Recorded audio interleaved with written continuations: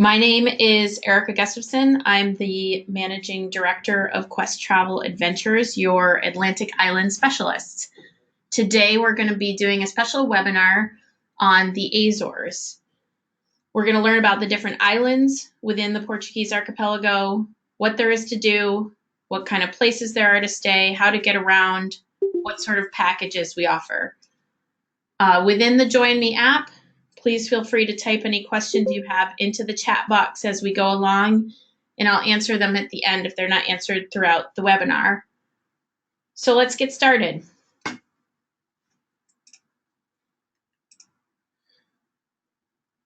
The Portuguese Azores archipelago has 9 islands in total, 5 of which are visited more frequently. 4 of them are a bit more rugged, off the beaten coast, limited accommodations.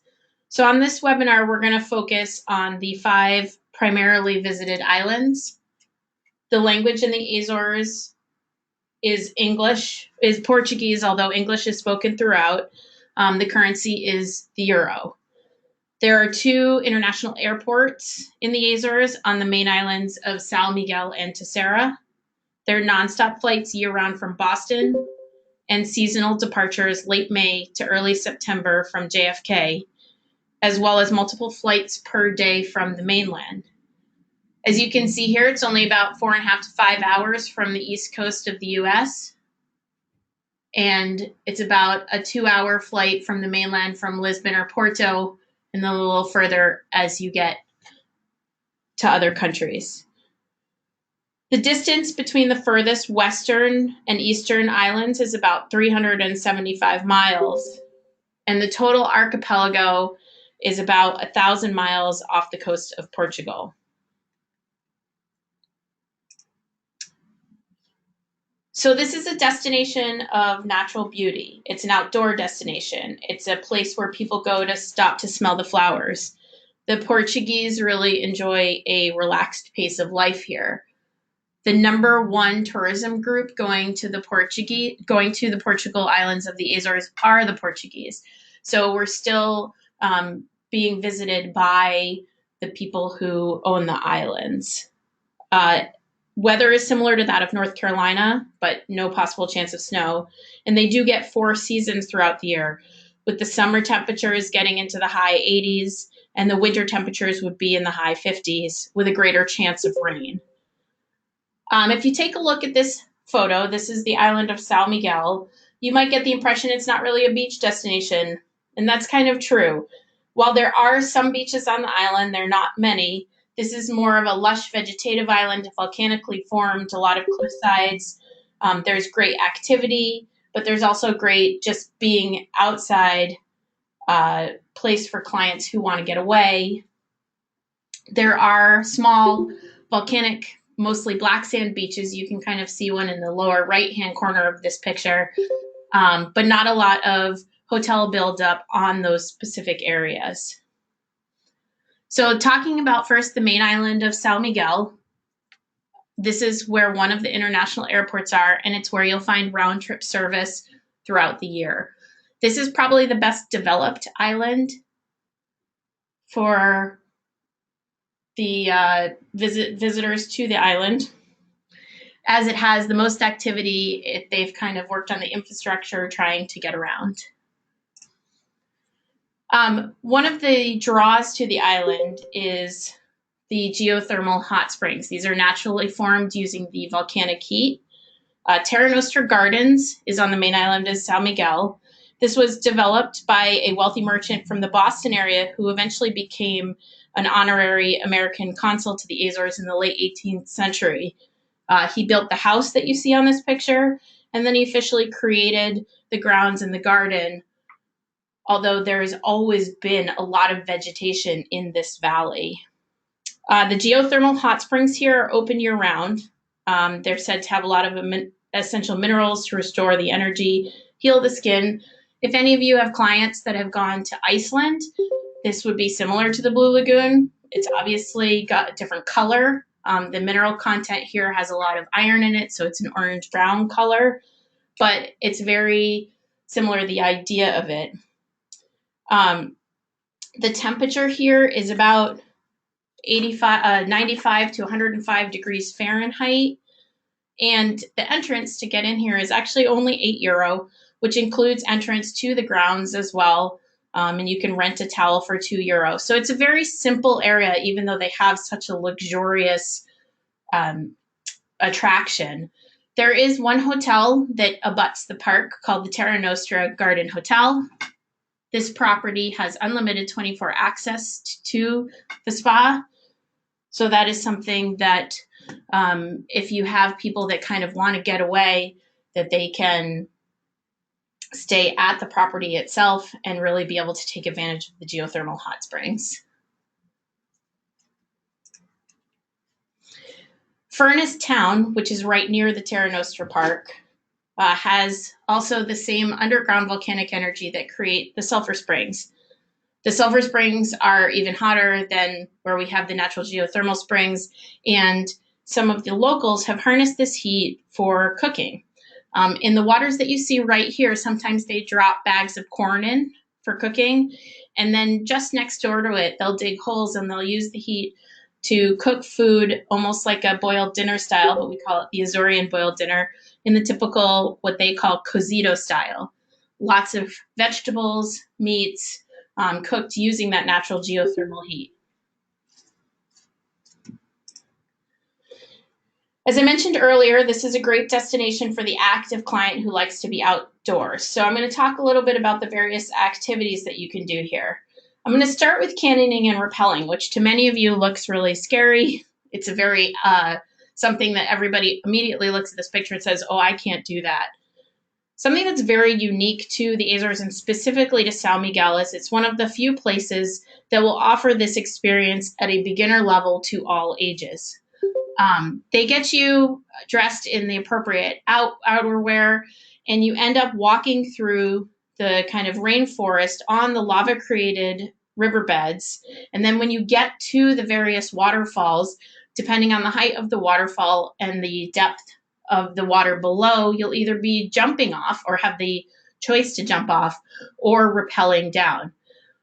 Every person who I have sent on this tour, even when they were nervous, come back and say, it was the experience of a lifetime. I'm really glad that I went and did it. So this is a great opportunity for multi-generations or for anyone who says, you know, I want to try something new. I want to be in a great destination and really throw myself into the activities. A little bit less strenuous would be whale and dolphin watching. The Atlantic Ocean jet stream brings many migrating whales year-round through the destination. So depending on time of the year, you may see pilot whales, sperm whales, blue whales. They have a lot of academic organizations that are here migrating, watching the migration patterns so that they can track who's coming through at which time of the year.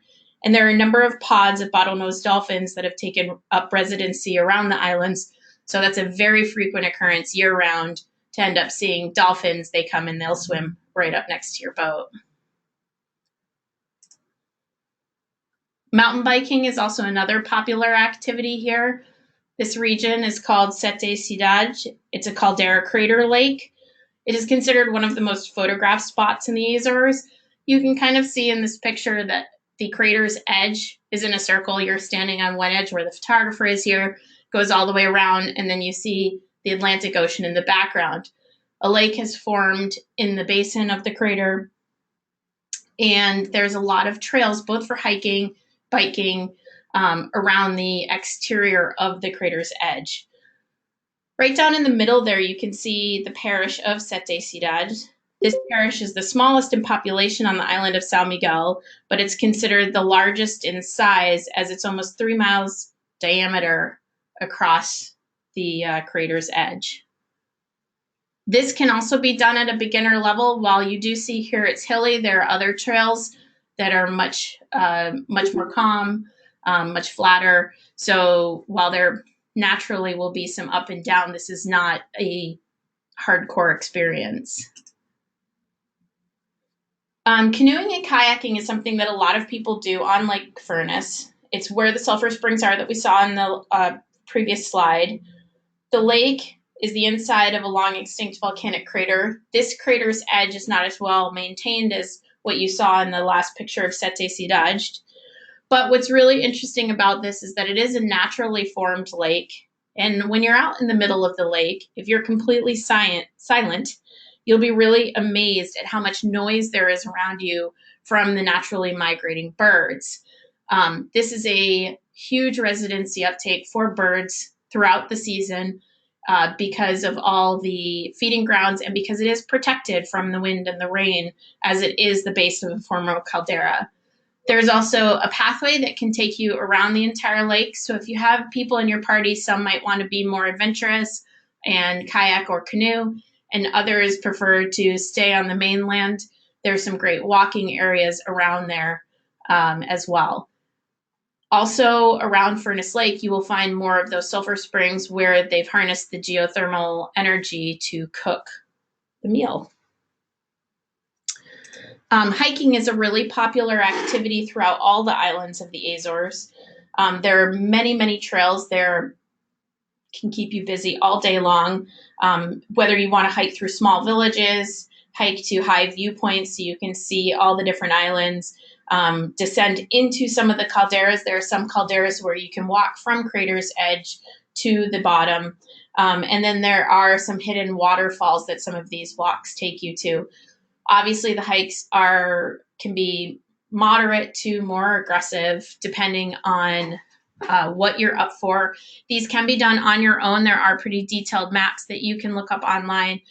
We do have small groups that go out almost daily, usually not more than 8 or 10 people with a guide. This is a great destination for golfing, as the 18-hole golf courses are open year-round. There are 2 courses on San Miguel Island, 1 on Terceira Island.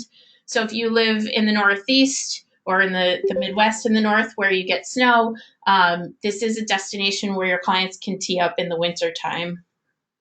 This isn't necessarily a hard or well-known course, but it certainly is a way to keep practice available.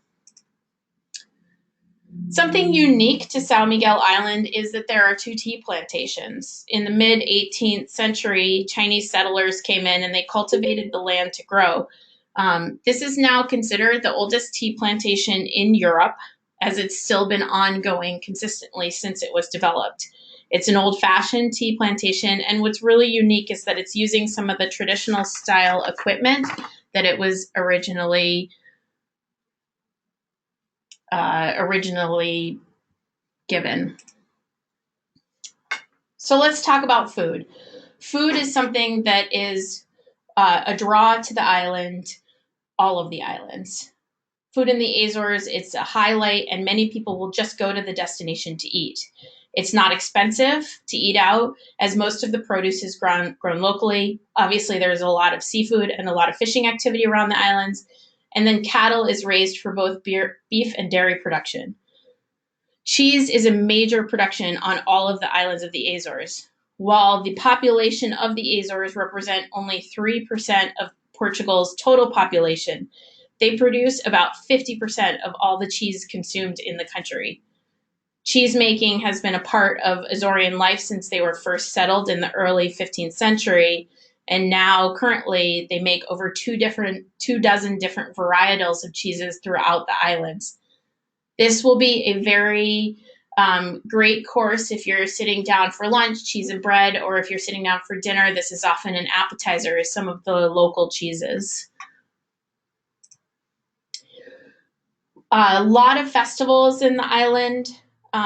Some of them are celebrated based on religion, like the Festival de Espírito Santos, which draws a lot of people both around the Easter time, 7 weeks later in May, and then usually in July, the culmination of the festival, or the more traditional festival based on traditions that have been Portuguese traditions and Azorean traditions, like the Sanguino Festival, which happens on the island of Terceira at the end of June. This particular picture was actually taken during one of the warmer New Year's Eve festivals.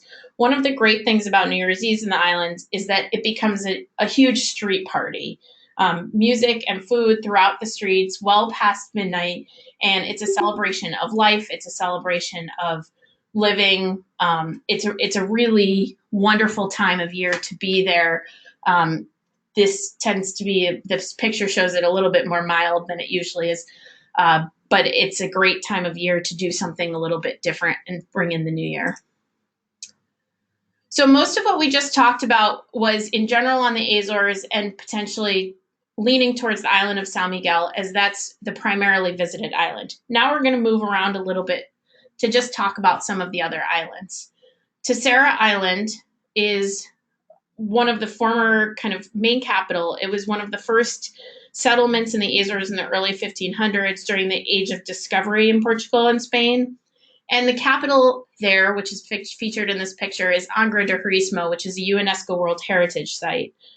In the Age of Discovery, ships that set off from the west of Europe would stop here to refuel. So this became one of the first towns that dominated the region, and it's now one of the 3 regional capitals, responsible for governing of the Azores specifically. And this is the location of the Azorean bishop. What you will see here in this picture is the traditional architecture of the Azores. The white ceramic mixed with the black basalt rock, some of the buildings more ornate than others, and the ceramic roofs that you see here. There's a lot going on in this town. Things that you should also notice is that while we're on the ocean front, you don't see a beach. So again, this is not a beach destination per se, but that doesn't mean that people aren't swimming year round, although it does get a little bit cool in the winter. One more thing about Terceira Island that I would mention is that Terceira Island is famous for its underground lava caves. So when you visit Terceira Island, you have the opportunity of taking a walk down into some of the lava caves that were created naturally by the flow of lava, and really just seeing how the overall geology of the island changed from that. Fayal Island, and this is the marina of Horta. It's the busiest marina in the Azores archipelago and has long been a stop for shipping vessels and yachts to refuel, pick up additional crew, additional supplies. What you see here in the foreground is the marina's walls and walkways, which are covered with paintings created by visiting sailors over the years, wishes, prayers, things that they saw out at sea. It's almost like a little bit of art created naturally over the years.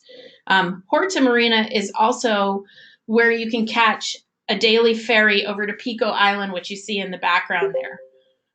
There are not daily ferries between all of the islands, as they are significantly spread out. So this is one of the few ferries that runs daily. It takes about 35 minutes to get between the 2 islands. It's said that these 2 islands 1,000 years ago were once attached before the plate started moving. So Pico Island. Pico Island is home to Pico Mountain, which is considered the highest mountain in Portugal. A lot of people who are traveling to Pico are traveling to summit Mount Pico, which is a difficult hike and you do need a permit. Some people come to just do hiking around the base or partway up on some of the volcanic trails. Pico Island is where most of the whaling was formerly done within the Azores, and there is a museum giving homage to the whaler communities that used to live there and talking a lot about the type of whales that migrate through the Azores. It also has a great cheese factory that's open to visitors, as well as a small vineyard that you can go taste the local wines and have lunch. If you're deciding to visit Pico, it's best to go either as a small group tour for the day, as transportation around the island is very limited.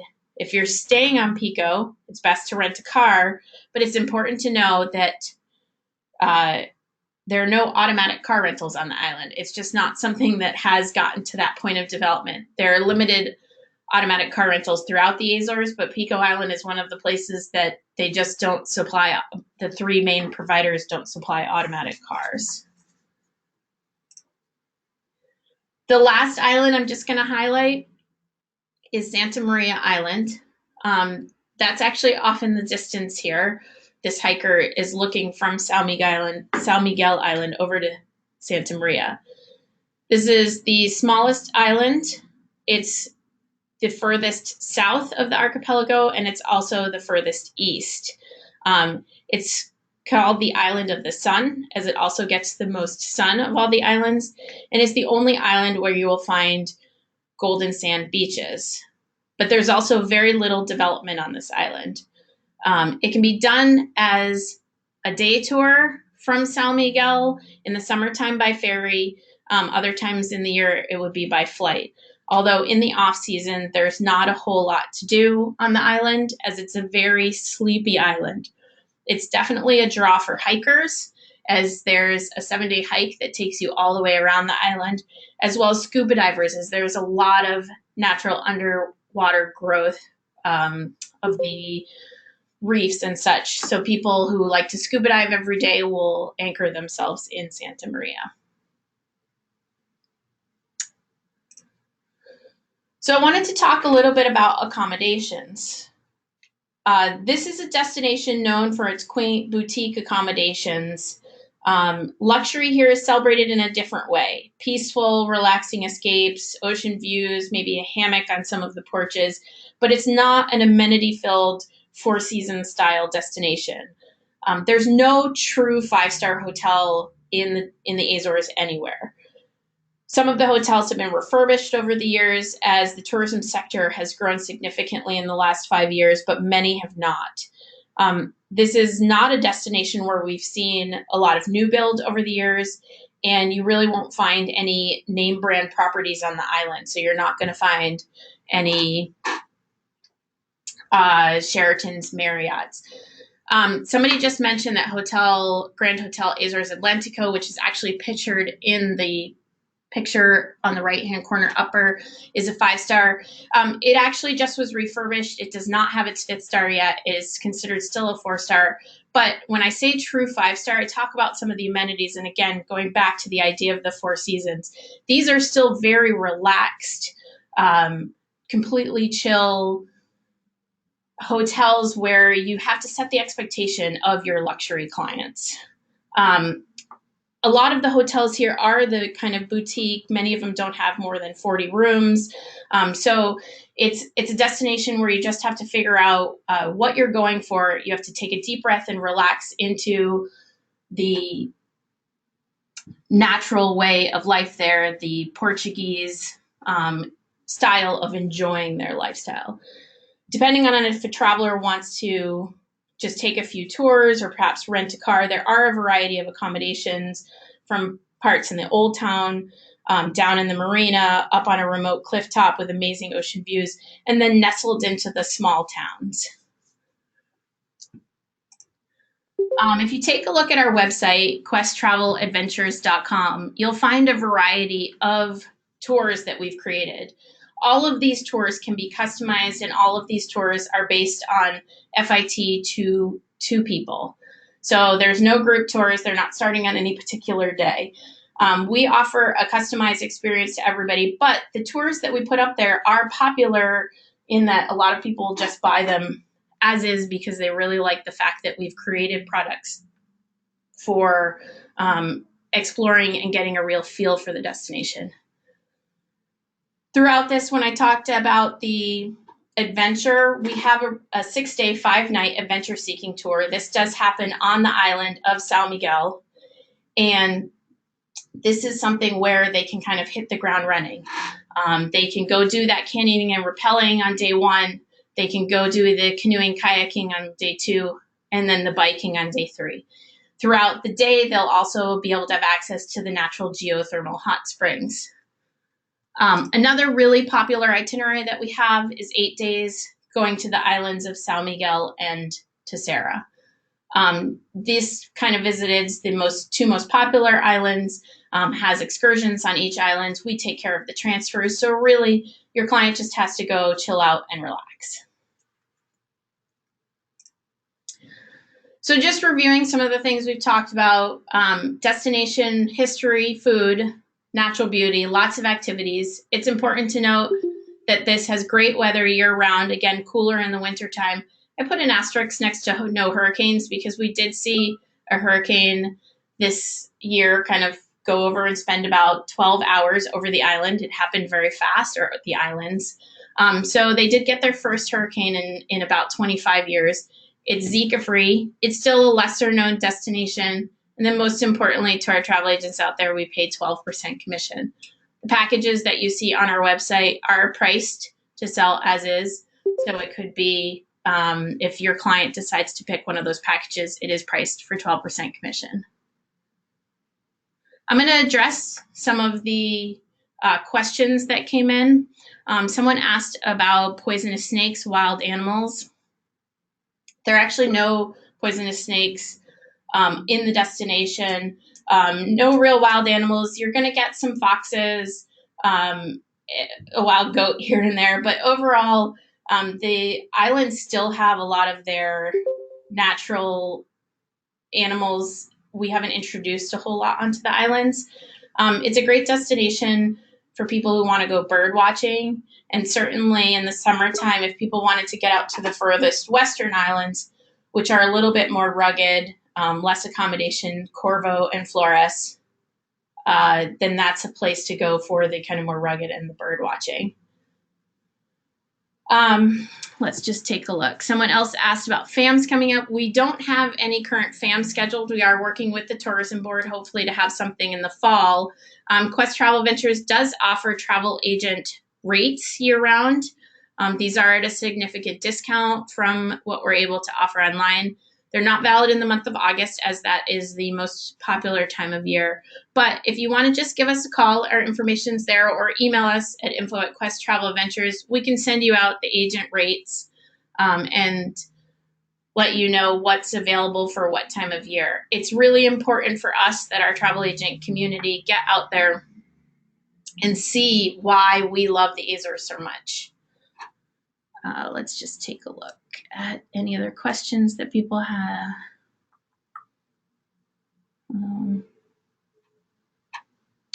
We talked a little bit about location, and actually I'll go back up to the slide towards the beginning here that shows a map of where everything is, because I think people get confused with how to get there.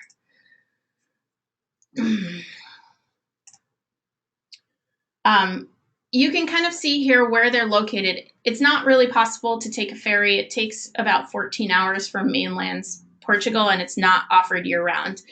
The archipelago of the Azores and the archipelago of Madeira are actually pretty far spread out, so you can't actually take a ferry between either of them. And then within the islands itself, we talked about how there's ferries going from Fayel and the Horta Marina over to Pico every day. There's also ferries from that same marina over to São Jorge Island. During the summertime, you'll have ferries going from São Miguel to Santa Maria. But for the most part, people travel between these islands on flights. The flights are usually 25 to 35 minutes. But that is the main mode of transportation between the flights.